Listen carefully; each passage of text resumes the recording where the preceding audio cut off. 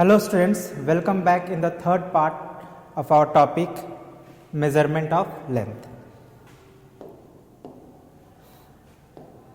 आज इस टॉपिक का थर्ड पार्ट है और we will try to complete this topic in this third part. Okay, तो हम लोग एक बार देख लेते हैं कि हमने क्या क्या पढ़ा है प्रीवियस पार्ट्स में.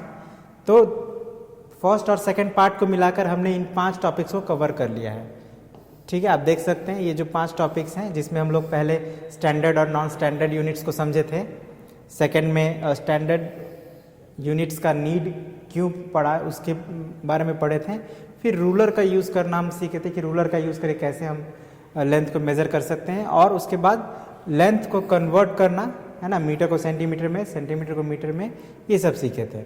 और फिर एडिशन और सब्ट्रैक्शन भी सीखे थे. साथ ही साथ मैंने कुछ वर्ड प्रॉब्लम्स भी आप लोगों को बताया था, कराया था. ठीक है ना.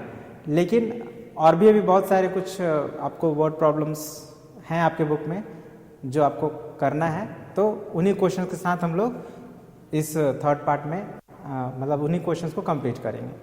ओके, तो शुरू करते हैं इस पार्ट का पहला प्रॉब्लम से. तो पहला प्रॉब्लम है, पहले जो भी प्रॉब्लम है उसको पहले एक बार अच्छे से पढ़ते हैं हम लोग. ठीक है ना, पढ़ते हैं, समझते हैं और उसके बाद उसको सॉल्व करते हैं. ओके, तो जैसा कि ये पहला क्वेश्चन है, Ritika purchased 15 metre 20 centimetre of red ribbon, 22 metre 10 centimetre of green ribbon and 30 metre of white ribbon. ठीक है, तो समझते हैं पहले इसको क्या बोला जा रहा है. बोला जा रहा है कि रितिका जो है वो परचेज्ड करती है, मतलब खरीदती है 15 metre 20 centimetre of red ribbon, मतलब रेड कलर का रिबन इतना लेंथ का खरीदती है ना. और ग्रीन कलर का रिबन का जो लेंथ होता है वो कितना होता है, ये होता है जो आप देख रहे हैं यहाँ पे. और व्हाइट रिबन का लेंथ कितना है, दिस मच, 30 मीटर. ये तो हमारे क्वेश्चन में है, लेकिन हमें करना क्या है. तो क्वेश्चन है what is the total length of the ribbon she purchased, मतलब जो वो रिबन खरीदी है उसका कुल लंबाई कितना है, ये हमें बताना है. तो कैसे करेंगे, तो ध्यान रखिएगा जब भी हम लोग वर्ड प्रॉब्लम को सॉल्व करेंगे तो सबसे पहले हम लोग जो क्वेश्चन से हमें पता चला है ना, जो क्वेश्चन को पढ़ के हम समझे उन बातों को पहले लिख देंगे. ठीक है, तो यहाँ पे हम क्या समझे उन बातों को लिखते हैं, ध्यान दीजिएगा. ठीक है, गिवन क्या क्या मतलब दिया हुआ है. तो लेंथ ऑफ रेड रिबन,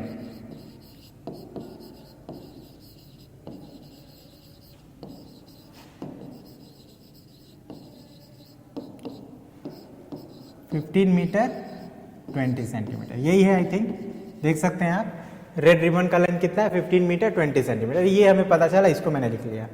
दूसरा बात क्या पता चला कि ग्रीन रिबन का जो लेंथ है वो 22 मीटर 10 सेंटीमीटर है, तो इस बात को भी लिख देते हैं.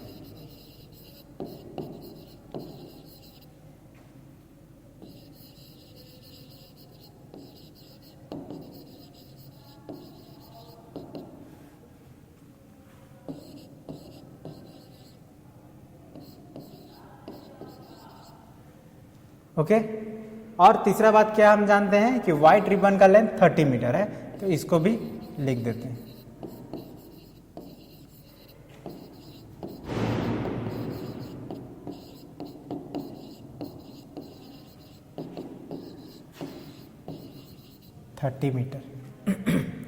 अब क्वेश्चन है हमारा what is the total length of the ribbon she purchased. देखिए जनरली क्वेश्चन जो होता है वो लास्ट वाला जो सेंटेंस होता है यहाँ से लेकर यहाँ तक, आपको लास्ट वाला ही सेंटेंस क्वेश्चन होता है आपके दिए गए प्रॉब्लम का.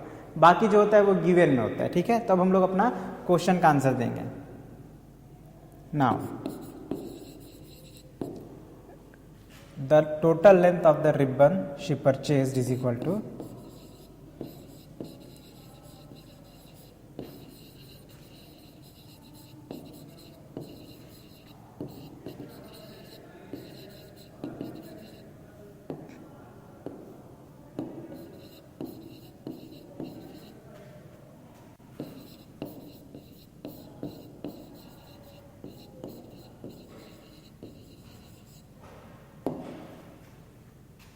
ठीक है.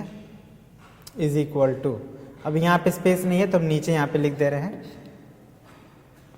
अब हमें इन तीनों ही लेंथ को जोड़ना है, ठीक है ना, क्योंकि 3 रिबन्स खरीदे हैं तो तीनों ही लेंथ को जोड़ना है। तो पहला लेंथ है हमारा 15 मीटर 20 सेंटीमीटर, दूसरा लेंथ है हमारा 22 मीटर 10 सेंटीमीटर, और थर्ड लेंथ है 30 मीटर। अब इसमें देखिए, ध्यान दीजिए, हम मीटर को यहाँ पे क्यों लिखे हैं, यहाँ पे क्यों नहीं लिखे। जनरली हम लोग राइट साइड से लिखते हैं, तो यहाँ पे समझना ये है कि ये मीटर है, तो मीटर को हम लोग मीटर वाले कॉलम में ही लिखेंगे, सेंटीमीटर वाले कॉलम में लिखेंगे तो गलत हो जाएगा। तो इस कॉलम में क्या करें हम लोग, कुछ नहीं तो 0 0 लिख सकते हैं, ठीक है, इससे आपका आंसर जो है गलत नहीं होगा। अब आपको ऐड कर लेना है, एंड आई एम श्योर कि आप ऐड कर लेंगे, ठीक है। तो क्या मैं इसे छोड़ दूं,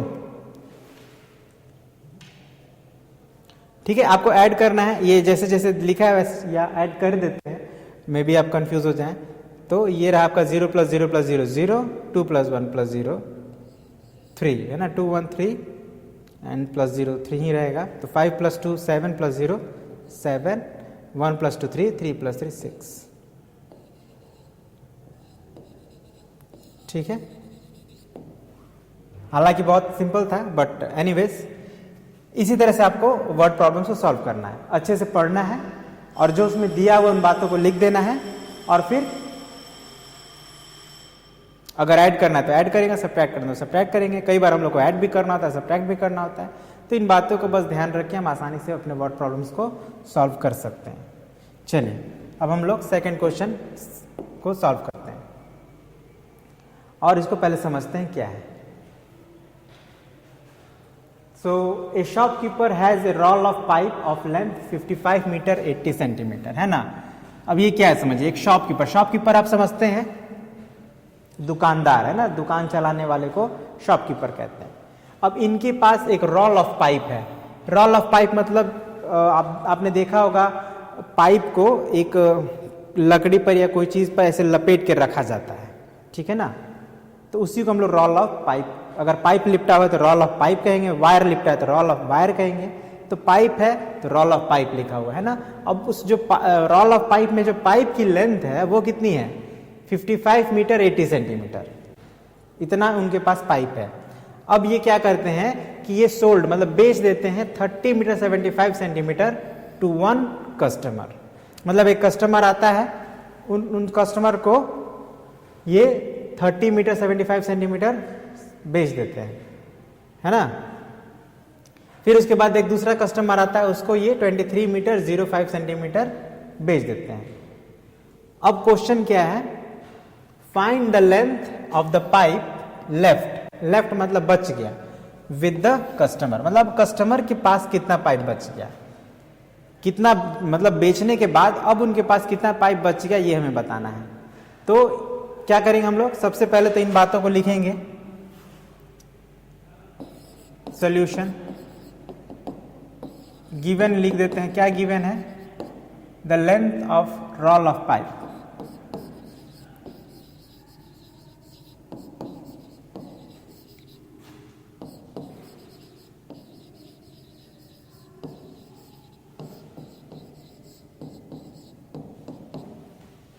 कितना है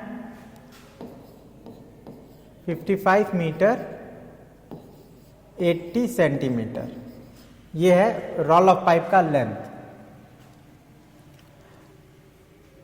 अब हमें ये बताना है कि कितना पाइप जो का लेंथ है वो सोल्ड हो चुका है। तो 2 कस्टमर को बेचा गया है, तो यानी जो दोनों कस्टमर को जो जो लेंथ बेचा गया उन लेंथ को हम पहले ऐड करेंगे। तो यहाँ पे लिखते हैं length of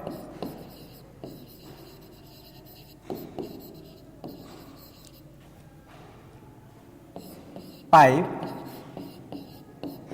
that is sold, मतलब जो बिक गया है उस पाइप का क्या लेंथ है। तो 2 कस्टमर को बेचा गया है, एक को 30 मीटर 75 सेंटीमीटर और एक को 23 मीटर 05 सेंटीमीटर। तो हम दोनों को जोड़ देंगे तो पता चल जाएगा टोटल कितना सोल्ड हुआ है। तो प्लस करिए, 5 + 5 0, कैरी 1, 1 + 7 8, 0 + 3 3, 3 + 2 5, मतलब 53 मीटर 80 सेंटीमीटर जो पाइप है वो सोल्ड हो गया है।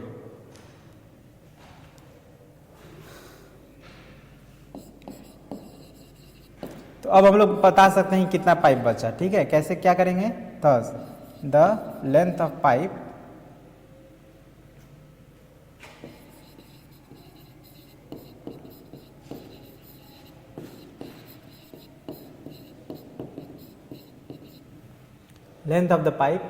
left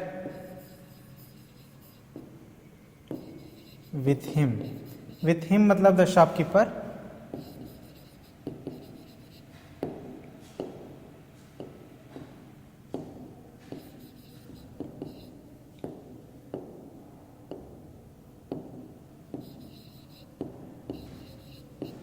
तो देखिए टोटल उसके पास था 55 मीटर 80 सेंटीमीटर। तो इसमें से हम लोग को कितना घटा देना है? जितना बेच दिया गया है, यानी 53 मीटर 80 सेंटीमीटर। तो ये 0 ही हो जाएगा और ये 2 बचेगा, है ना। और 5 में से 5 गया 0, 0 लेफ्ट, 0 का कोई वैल्यू नहीं होता तो 0 नहीं लिखेंगे। यही हो गया हमारा आंसर, मतलब उसके पास 2 मीटर पाइप बचा हुआ बच गया अभी भी। ठीक है, थोड़ा डिफिकल्ट था, थोड़ा अलग था। कहिए यहाँ पे हमने प्लस भी किया है, माइनस भी किया है, बट अगर आप ध्यान दें तो कोई डिफिकल्ट नहीं है, आसानी से मतलब बना सकते हैं आप। ठीक है, तो नेक्स्ट क्वेश्चन की तरफ ध्यान देते हैं अब हम लोग।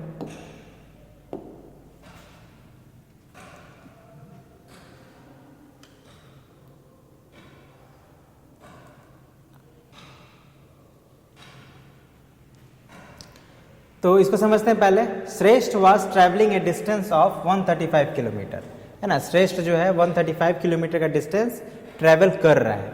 कहाँ से कहाँ तक? From Delhi to Meerut.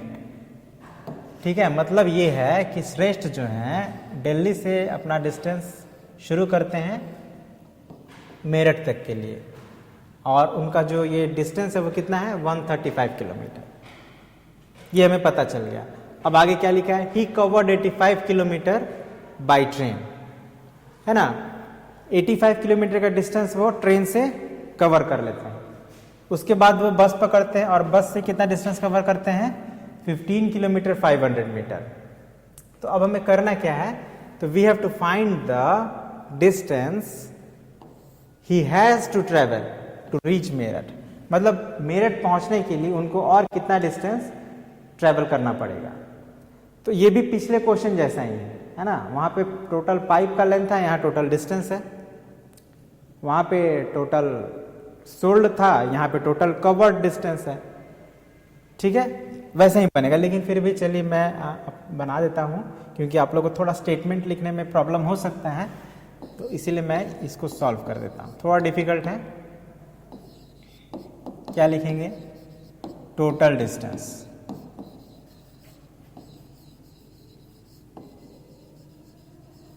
Total distance is equal to 135 kilometre.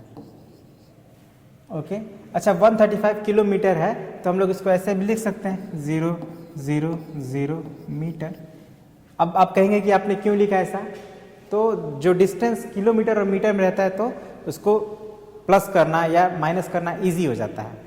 इसीलिए मैंने क्या किया कि मीटर नहीं था तो अपने तरफ से 0 0 0 मीटर, मतलब मीटर में 3 डिजिट होने चाहिए, तो इसलिए मैंने 3 0 लिख दिया। ठीक है, और कोई कारण नहीं है। और दूसरा बात कि इसका कोई वैल्यू नहीं है, तो इसको लिखने से इसके डिस्टेंस पे कोई फर्क भी नहीं पड़ेगा। ठीक है, नाउ टोटल डिस्टेंस कवर्ड,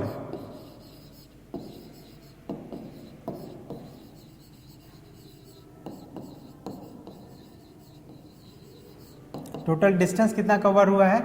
तो 85 किलोमीटर हुआ है। किससे? ट्रेन से। फिर यहाँ भी मीटर नहीं है तो हम अपने तरफ से 0 0 0 मीटर लिख देते हैं। और 15 किलोमीटर हुआ है, मतलब 15 किलोमीटर 500 मीटर हुआ है बस। तो दोनों को हम लोग ऐड कर लेते हैं, तो ये हो जाएगा कितना 100 किलोमीटर हो गया एंड 500 मीटर। इतना डिस्टेंस वो श्रेष्ठ जो है वो कवर कर चुके हैं। तो अब हमें क्या बताना है कि कितना डिस्टेंस अभी और कवर करना है। तो thus the distance he has to travel, या द रिमेनिंग डिस्टेंस लिख सकते हैं, बचा हुआ डिस्टेंस कितना बच गया है।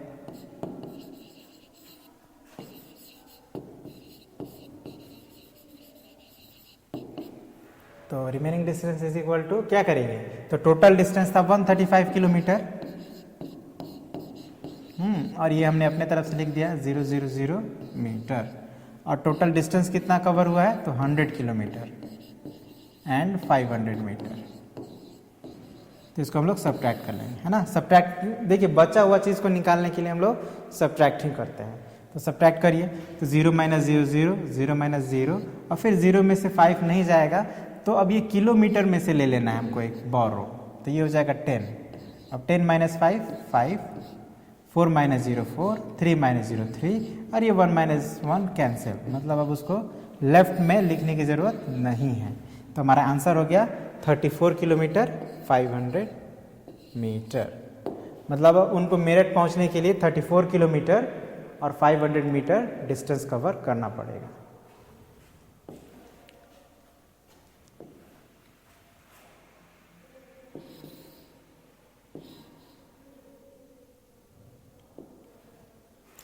अब question, next question, Rahul painted 102 metre of the fence.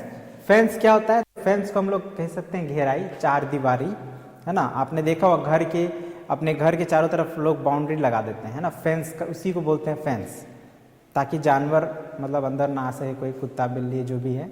उसी तरह से खेतों के चारों तरफ भी फेंसिंग किया जाता है, ताकि उनके फसलों को कोई जानवर लाइक वही कुत्ता बिल्ली या और कोई जानवर अब खराब ना कर दे, तो उसी को फेंस करना कहते हैं। तो ये फेंस शायद कोई अच्छा है, पक्का फेंस है, मतलब ईंट का प्रयोग करके बनाया हुआ है, जिसको पेंट करना है। अब ये नहीं है, ये हम लोग एज्यूम कर ले रहे हैं, मान ले रहे हैं। तो राहुल जो है वो उस फेंस का 102 मीटर को पेंट कर दिया है। कब किया है पेंट, तो बिफोर लंच, मतलब लंच करने से पहले ही, है ना। राहुल पेंट करने वाले हैं, पेंटर हैं, वो अपना लंच करने से पहले 102 मीटर ऑफ फेंस को पेंट कर दिए हैं। फिर क्या करते हैं वो 60 मीटर 14 सेंटीमीटर को आफ्टर लंच, मतलब लंच करने के बाद इतना डिस्टेंस, मतलब इतना लेंथ को पेंट कर देते हैं। अब क्वेश्चन है, how much fence did he paint all together. सब मिलाकर उन्होंने कितना पेंट किया है, ये हमें बताना है। तो देखिए,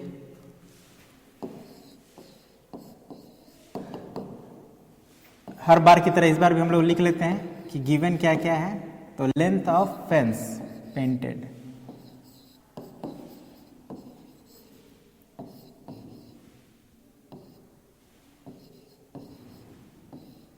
length of fence painted before lunch,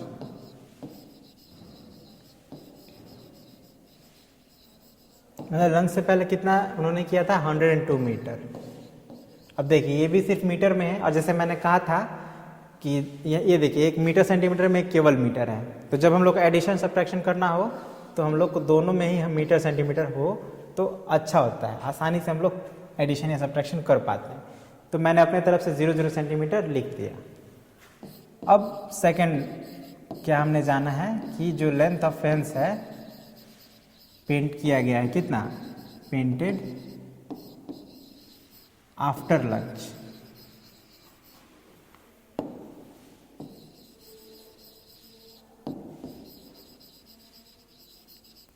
after lunch कितना है 60 metre 14 centimetre.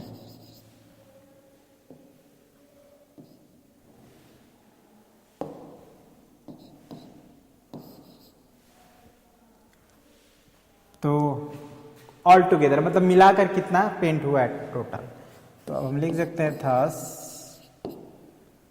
He painted total length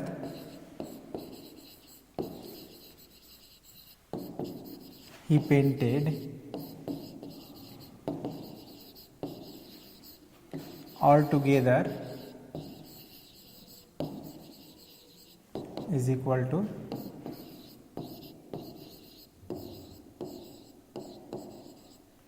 plus 60 meter and 14 centimetre.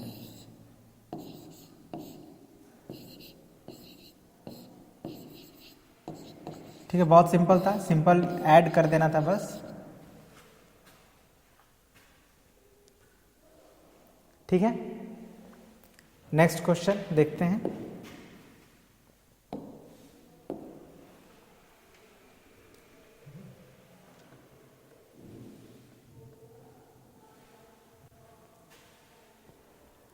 Okay, तो ये क्वेश्चन को भी समझ लेते हैं। क्रिश जंप्ड 98 सेंटीमीटर हाई, है ना, जंप मतलब उछलना या कूदना, तो वो कितना ऊंचा कूदते हैं, तो 98 centimetre. And Hrithik jumped 1 metre 4 centimetre high, Hrithik जो है वो 1 मीटर 4 सेंटीमीटर हाई जंप करते हैं। तो who jumped higher and how much, हमें ये बताना है कि ऋतिक और क्रिश में से किसने ज्यादा ऊंचा जंप किया और कितना ज्यादा जंप किया, ये हमें बताना है। तो पहले हम लोग इसको लिख लेते हैं कि किसने कितना जंप किया। तो क्रिश जंप्ड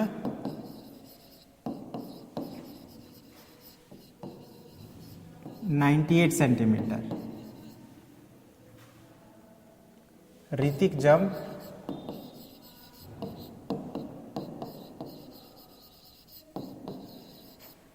1 मीटर 4 सेंटीमीटर। अब ध्यान दीजिए, ये जो है आपका 98 केवल सेंटीमीटर है और यहाँ मीटर सेंटीमीटर है, तो ये अलग अलग यूनिट हो गया। तो ऐसे में कंपेयर करना जो है बड़ा डिफिकल्ट है। ठीक है, अगर आप कंपेयर कर रहे हो, आपको ये बताना है ज़्यादा कम या बराबर है कि नहीं, और अगर अलग अलग यूनिट दिया हो तो उसको हम लोग बता पाना थोड़ा मुश्किल हो जाता है, या कंपेयर करना या कितना बड़ा है ये बताना मुश्किल है, थोड़ा मुश्किल है। तो हम लोग क्या करेंगे कि इसको आसान कर लेंगे। तो आसान कैसे करेंगे, तो दोनों को एक ही यूनिट में कन्वर्ट कर लेंगे। तो ये 98 सेंटीमीटर तो यही रहेगा, लेकिन हमको इसको कन्वर्ट कर लेना है। तो आप जानते हैं 1 मीटर में 100 सेंटीमीटर होता है, तो ये हो जाएगा 100 + 4 इज इक्वल टू 104 सेंटीमीटर। अब देखिए, ये इन्होंने 104 सेंटीमीटर जंप किया और इन्होंने 98 सेंटीमीटर जंप किया। तो आप देख सकते हैं कि ये 104 ग्रेटर है, तो इसका मतलब ऋतिक जंप हायर। ठीक है, तो अब हम लोग क्या करेंगे, सब्ट्रैक्ट कर लेंगे। कितना जंप किया ये जानने के लिए हम लोग सब्ट्रैक्ट कर लेंगे।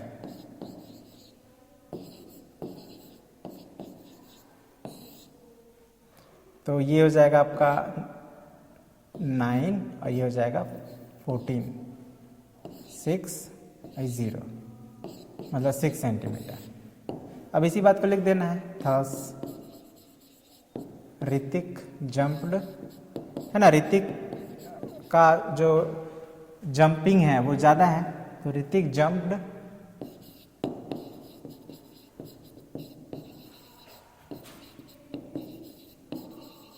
हायर एंड बाय 6 सेंटीमीटर, मतलब 6 सेंटीमीटर ऊंचा उन्होंने जंप किया है। That's all. मतलब हमें यहाँ पे क्या किया है, तो दोनों का हाइट, जंप का हाइट लिख दिए हैं और उसको सब्ट्रैक्ट कर लिए हैं। अब एक लास्ट क्वेश्चन है,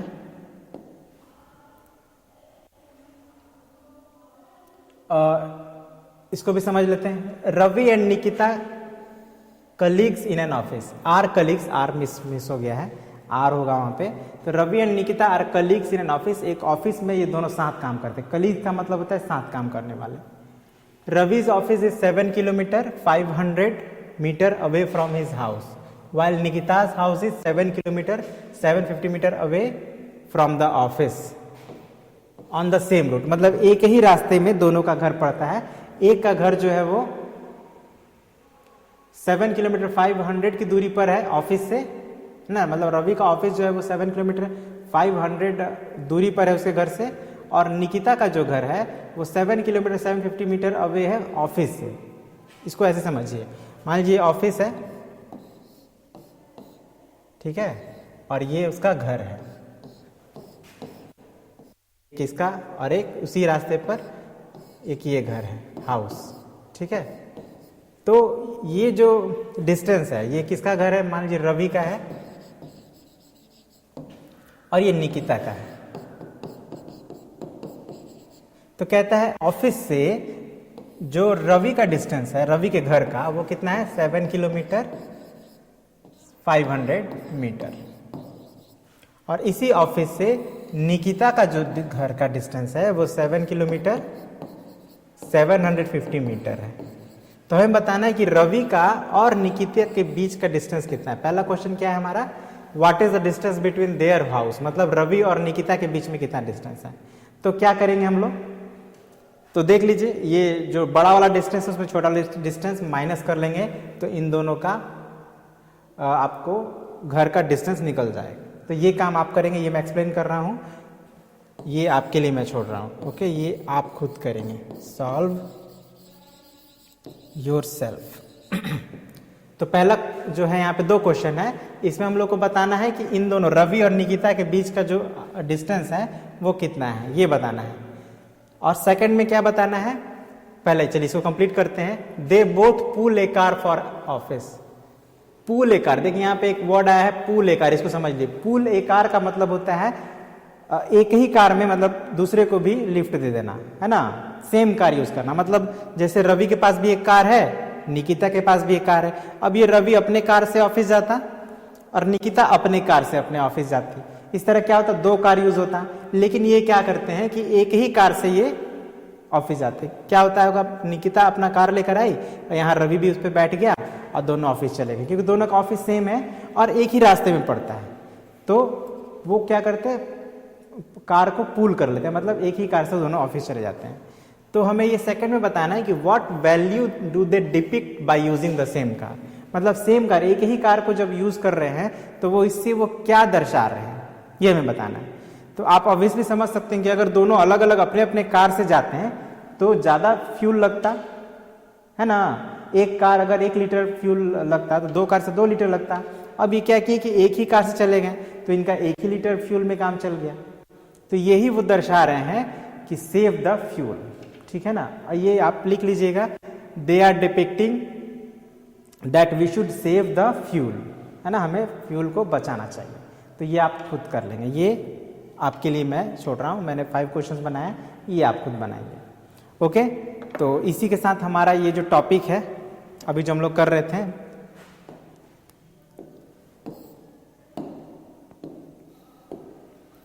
मेजरमेंट ऑफ लेंथ, ये कंप्लीट हो जाता है। आप लोग जो भी first part, second part, third part में बताया गया है इसको आप लोग अपने कॉपी में जरूर कंप्लीट कर लेंगे और फिर हम लोग अगला टॉपिक करेंगे, ओके। तो आज के लिए इतना रहने देते हैं, मिलते हैं एक दूसरे वीडियो में एक नए टॉपिक के साथ। तो तब तक के लिए good bye, have a nice day.